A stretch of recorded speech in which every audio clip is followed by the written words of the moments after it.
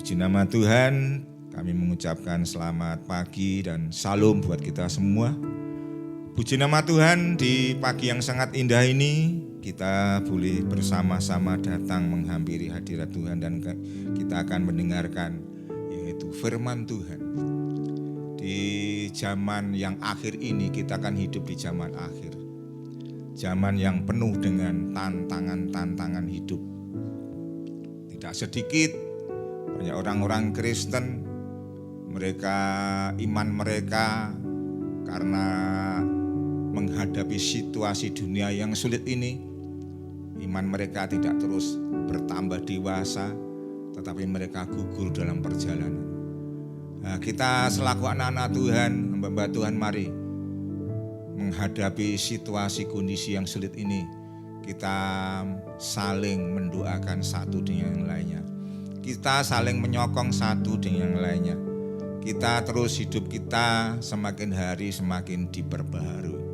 Apalagi di situasi kondisi di mana COVID-19 ini terus masih berlangsung di negeri kita. Bahkan semakin hari banyak orang yang terpapar, tapi puji Tuhan banyak juga orang-orang yang sakit telah disembuhkan. Itu karena berkat pertolongan Tuhan. Kami yakin dan percaya itu adalah doa-doa anak-anak Tuhan. Saudara yang dikasihi Tuhan, mari kita akan baca saja yaitu firman Tuhan pada pagi hari ini yang terambil di dalam surat Ibrani pasal 12. Kita akan baca di dalam surat Ibrani pasal 12 ayat 1 hingga sampai 17 saya bacakan, agak panjang ya. Perikopnya yaitu nasihat supaya bertekun dalam iman. Karena kita mempunyai banyak saksi, bagaikan awan yang mengelilingi kita, marilah kita menanggalkan semua beban dan dosa yang begitu merintangi kita, dan berlomba dengan tekun dalam perlombaan yang diwajibkan bagi kita. Marilah kita melakukannya dengan mata yang tertuju kepada Tuhan Yesus, yang memimpin kita dalam iman dan yang membawa iman kita itu kepada kesempurnaan, yang dengan mengabaikan kehinaan tekun memikul salib ganti sukacita yang disediakan bagi Dia yang sekarang duduk di sebelah kanan tahta Allah. Ingatlah selalu akan Dia yang tekun menanggung bantahan yang sehebat itu terhadap dirinya dari pihak orang-orang berdosa, supaya jangan kamu menjadi lemah dan putus asa. Dalam pergumulan kamu melawan dosa, kamu belum sampai mencucurkan darah. Dan sudah lupakah kamu akan nasihat yang berbicara kepada kamu seperti kepada anak-anak?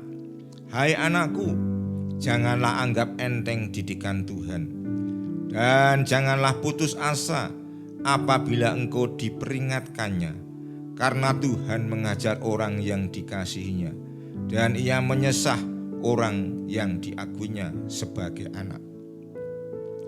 Jika kamu harus menanggung ganjaran, Allah memperlakukan kamu seperti anak. Di manakah terdapat anak yang tidak diajar oleh ayahnya? Tetapi jikalau kamu bebas dari ganjaran yang harus diderita setiap orang, maka kamu bukanlah anak, tetapi anak-anak gampang. Selanjutnya dari ayah kita yang sebenarnya kita beroleh ganjaran, dan mereka kita hormati. Kalau demikian, bukankah kita harus lebih taat kepada Bapa segala roh supaya kita boleh hidup? Sebab mereka mendidik kita dalam waktu yang pendek sesuai dengan apa yang mereka anggap baik. Tetapi Dia menghajar kita untuk kebaikan kita, supaya kita beroleh bagian dalam kekudusannya. Memang tiap-tiap ganjaran pada waktu ia diberikan tidak mendatangkan sukacita, tetapi duka cita. tetapi kemudian ia menghasilkan buah kebenaran yang memberikan damai kepada mereka yang dilatih olehnya. Sebab itu kuatkanlah tangan yang lemah dan lutut yang goyah, dan luruskanlah jalan bagi kakimu, sehingga yang pincang dengan terpelecok tetapi menjadi sembuh. Berusahalah hidup damai dengan semua orang, dan kejarlah kekudusan, sebab tanpa kekudusan tidak seorang pun akan melihat Tuhan. Jagalah supaya jangan ada seorang pun menjauhkan diri dari kasih karunia Allah, agar jangan tumbuh akar yang pahit yang menimbulkan kerusuhan dan yang mencemarkan banyak orang. Janganlah ada orang yang menjadi cabul atau yang mempunyai nafsu yang rendah seperti Esau, yang menjual hak kesulungannya untuk sepiring makanan. Sebab kamu tahu bahwa kemudian ketika ia hendak menerima berkat itu, ia ditolak, sebab ia tidak beroleh kesempatan untuk memperbaiki kesalahannya, sekalipun ia mencarinya dengan mencucurkan air mata. Amin. Bapak dan saudara yang kasih oleh Tuhan, ini adalah nasihat Rasul Paulus kepada orang-orang yang ada di Ibrani.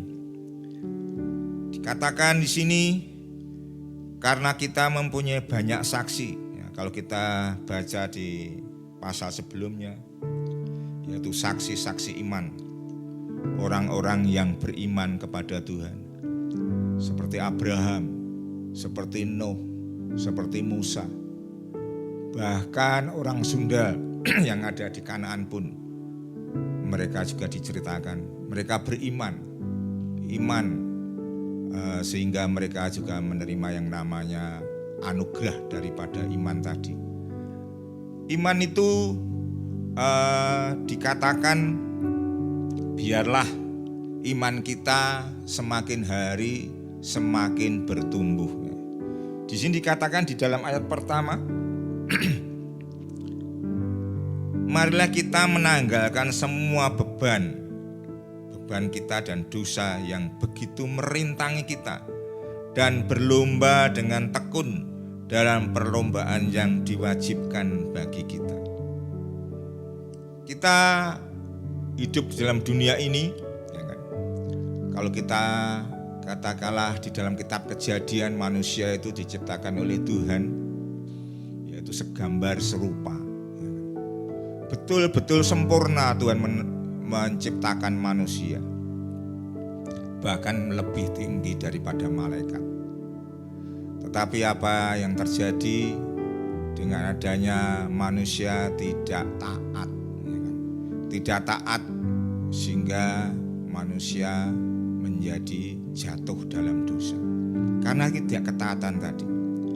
Biarlah kita selaku anak-anak Tuhan, apalagi kita hidup di zaman akhir, menghadapi zaman yang sangat sulit. Kita harus waspada, kita harus katakanlah lebih lagi, kita lebih serius lagi untuk apa? Untuk kita lebih dekat kepada Tuhan. Jangan sampai menghadapi situasi kondisi di dalam dunia yang penuh dengan masalah ini, kita meninggalkan Tuhan. Karena difirmankan, firman Tuhan berkata bahwa banyak orang yang dipanggil, tetapi sedikit yang dipilih. Kita biarlah kita tidak hanya sekedar dipanggil oleh Tuhan, tetapi kita sebagai orang-orang yang dipilih oleh Tuhan. Dikatakan dalam suratan Petrus, katakan kita dipilih menjadi imamat-imamat yang rajani, umat kepunyaan Allah sendiri. Kalau kita dipilih, saya yakin dan percaya Tuhan tidak salah untuk memilih kita. Kalau kita katakanlah melihat ke belakang, ya, kita siapakah kita ini, kita adalah orang-orang yang sungguh-sungguh berdosa. Ya kan? Kita harus katakanlah mendapatkan hukuman dengan adanya perbuatan-perbuatan kita yang tidak baik. Ya kan? Perbuatan-perbuatan daging. Ya kan? Kita selalu katakanlah mengutamakan hal-hal kedagingan. Tetapi puji Tuhan, oleh karena kasih karunia Tuhan, kita mendapatkan kasih karunia. Kalau kita mendapatkan kasih karunia, itu adalah suatu kesempatan. Kesempatan apa? Untuk terus kita lebih lagi percaya kepada Tuhan.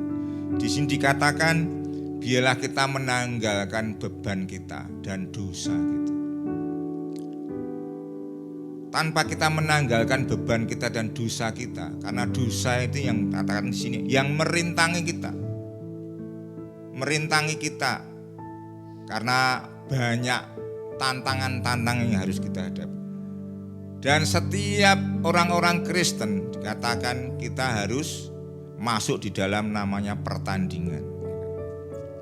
Di dalam pertandingan, katakanlah pertandingan sepak bola, pasti ada yang kalah, ada yang menang. Biarlah kita menjadi umat-umat pemenang, ya kan. Jangan sampai kita menghadapi masalah kita kalah. Banyak orang-orang Kristen, bahkan hamba Tuhan pun banyak yang jatuh. Oleh karena itu, mari kita menghadapi situasi kondisi dunia yang sulit ini.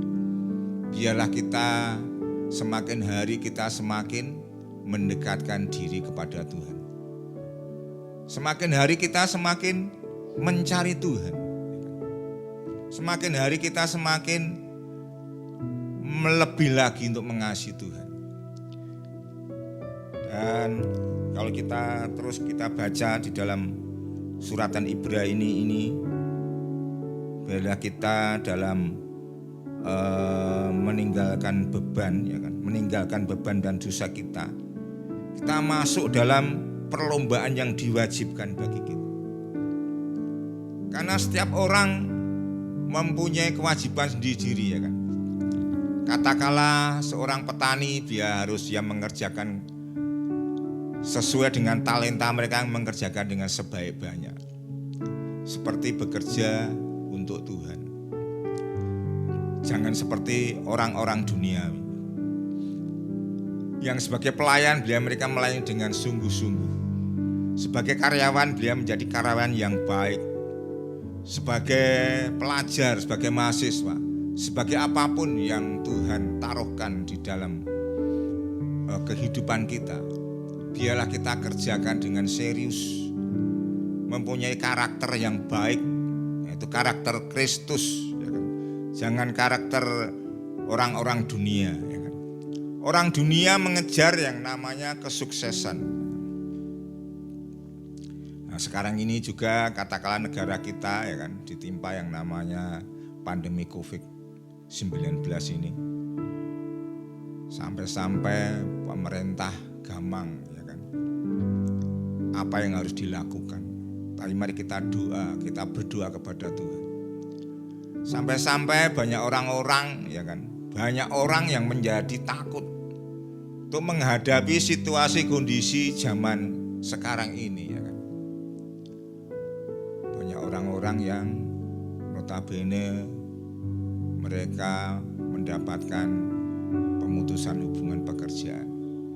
Mereka tidak bekerja, padahal mereka mempunyai anak dan istri. Mereka menjadi takut, sehingga banyak orang-orang yang notabene mereka tidak beriman melakukan hal-hal yang tercela, ya kan? Tetapi kita selaku anak-anak Tuhan, mari menghadapi situasi kondisi yang sulit ini, kita tidak perlu takut, ya kan? Seperti di dalam Yosua dikatakan, janganlah kamu takut dan gentar, ya kan?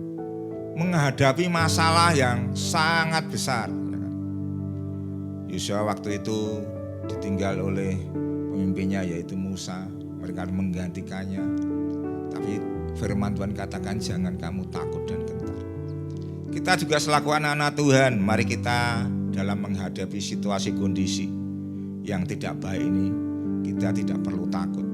Biarlah iman kita semakin hari semakin diteguhkan. Iman kita semakin hari semakin dewasa, semakin bertumbuh dan berbuah. Dan biarlah dengan kita lebih lagi untuk katakanlah mencari Tuhan.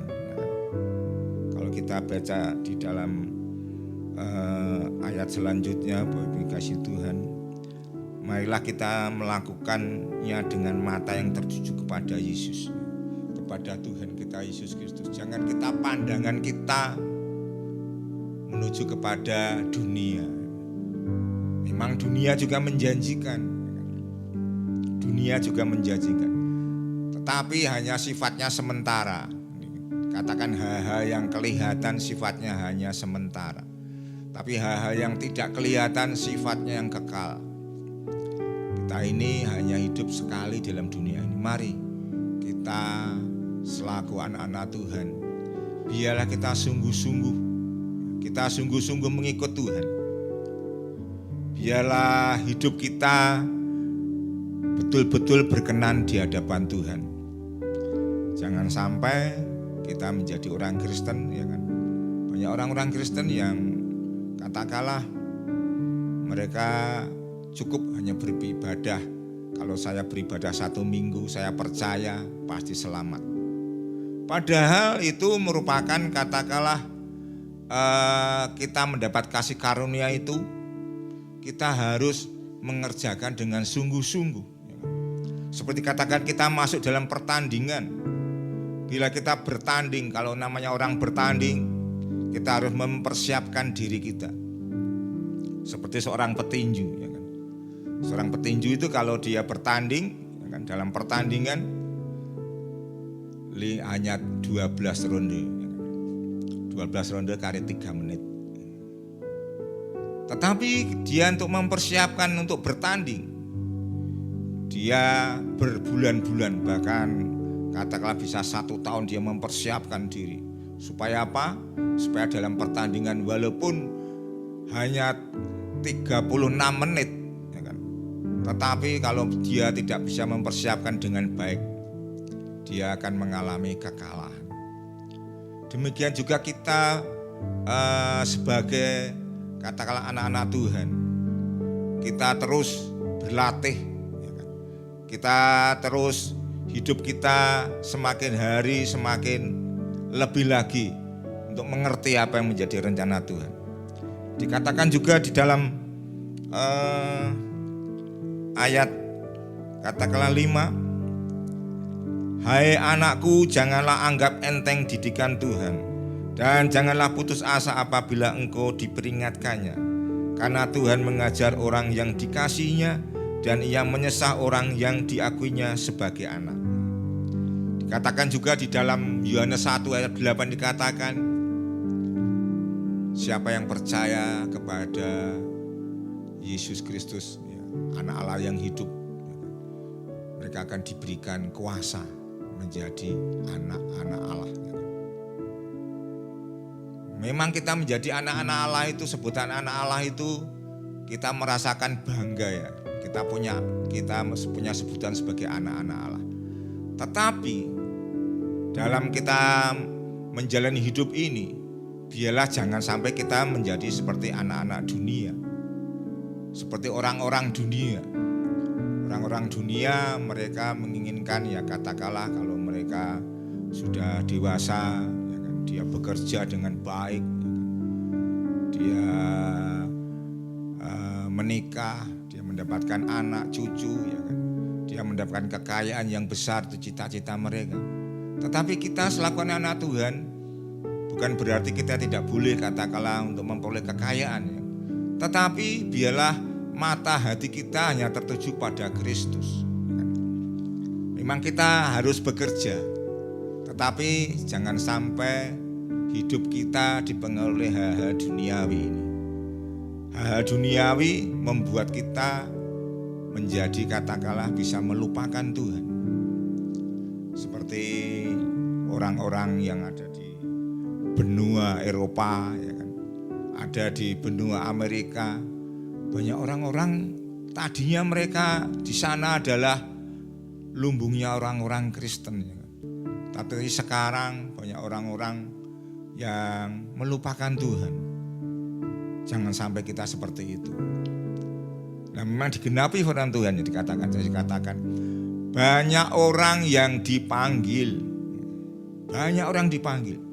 tetapi sedikit yang dipilih. Seperti bangsa Israel keluar di tanah Mesir menuju ke tanah Kanaan. Berapa orang yang bisa masuk ke tanah Kanaan? Sangat sedikit.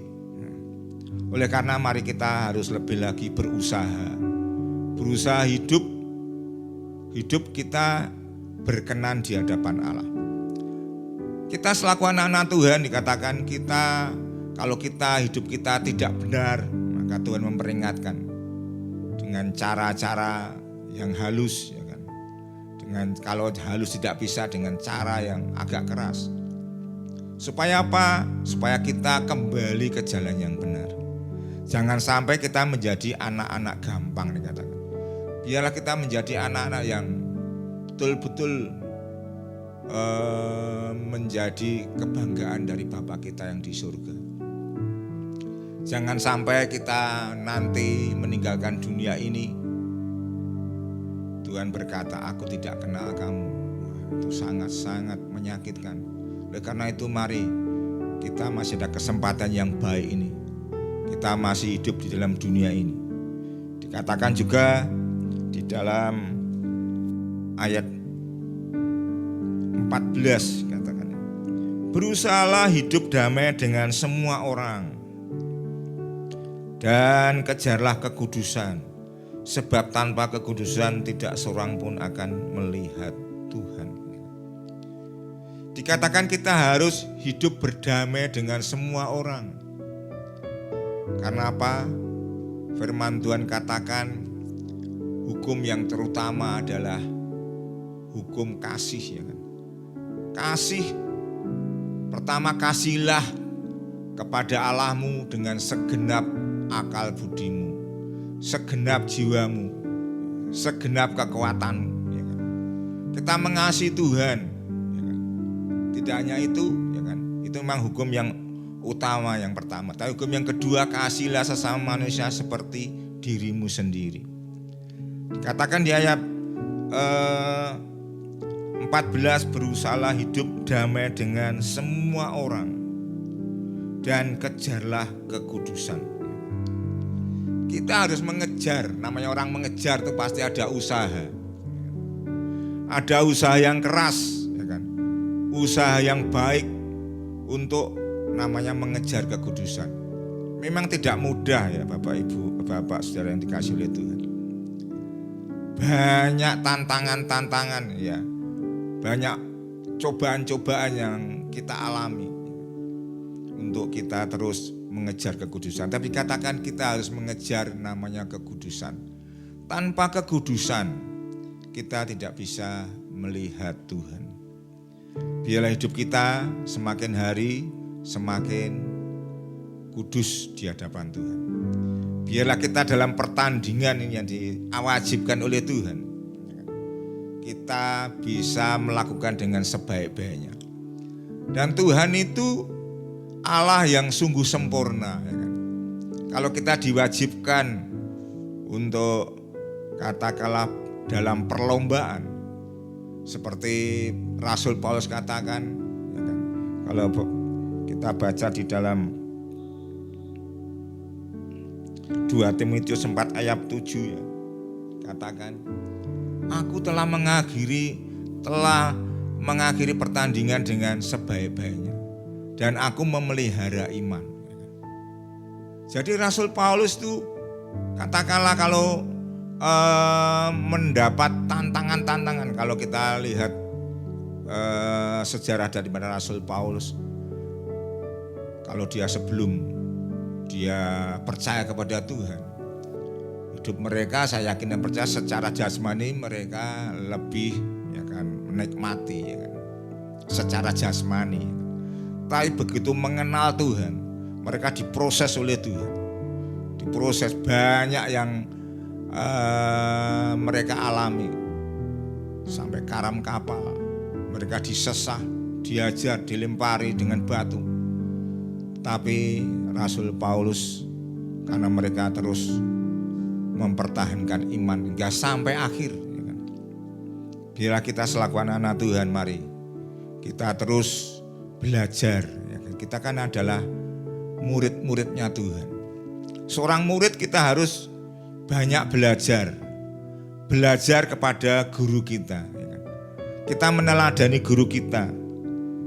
Biarlah karakter kita adalah karakter Kristus. Kalau kita baca di dalam 2 Filipi 2, ya kan, dikatakan, mari kita baca di dalam Filipi 2.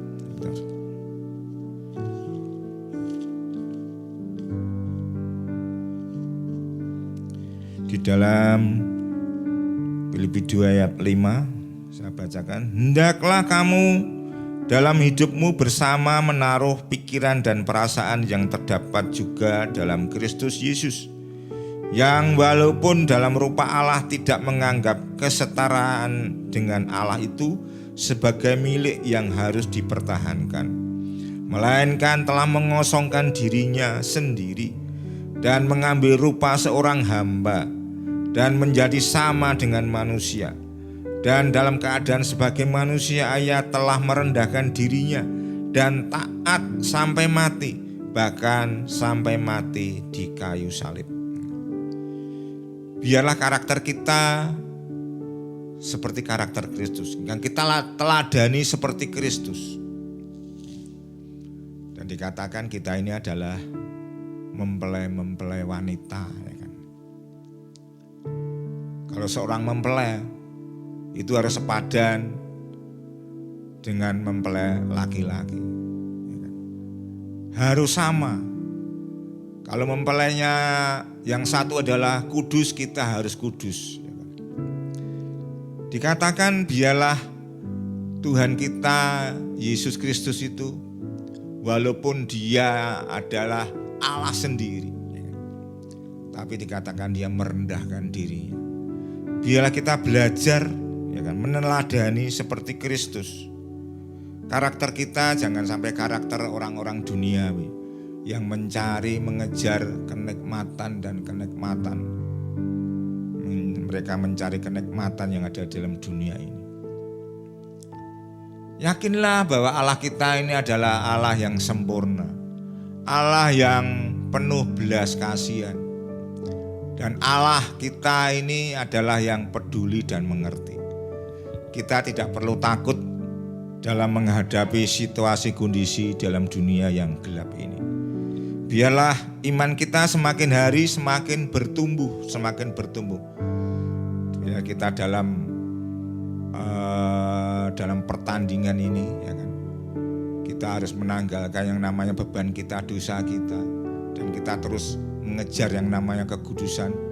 Walaupun kita mengalami banyak tantangan, ya kan, bahkan masalah-masalah yang berat kita alami, tapi dikatakan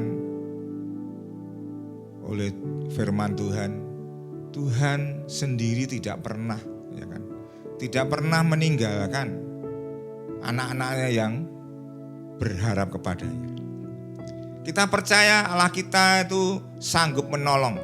Kadang-kadang kita berdoa, ya kan, kita minta sesuatu, berdoa, tapi ada doa yang dikabulkan dan tidak dikabulkan. Tetapi biarlah apapun yang menjadi jawaban Tuhan, kita harus meyakini apa yang menjadi jawaban Tuhan itu yang terbaik, ya kan. Biarlah kita terus lebih lagi mempertahankan iman kita seperti Rasul Paulus. Biarlah terus, walaupun banyak tantangan yang kita hadapi, ya kan, banyak ujian-ujian yang kita hadapi, memang kita harus terus lebih lagi dekat kepada Tuhan. Karena dikatakan di dalam Mazmur pun dikatakan kemalangan orang benar itu banyak, tetapi Tuhan melepaskan dari semuanya itu. Tuhan Maha Tahu. Dalam keadaan apapun yang kita hadapi, Tuhan tidak pernah meninggalkan sedetik pun. Mari kita lebih lagi dalam pengiringan kita kepada Tuhan, kita lebih mengenal pribadi Tuhan kita Yesus Kristus. Kita meneladani yaitu karakter Tuhan kita Yesus Kristus. Selalu merendahkan diri, ya kan? Selalu taat kepada Bapa yang di surga. Ya kan? Kita selalu karena Tuhan, biarlah kita taat, ya kan? Taat akan segala perintah-perintah Tuhan. Dan saya yakin dan percaya kalau kita mentaati, kita terus hidup kita berkenan di hadapan Tuhan, apapun yang terjadi, Tuhan selalu membela kita. Tuhan beri-Immanuel kepada kita. Amin.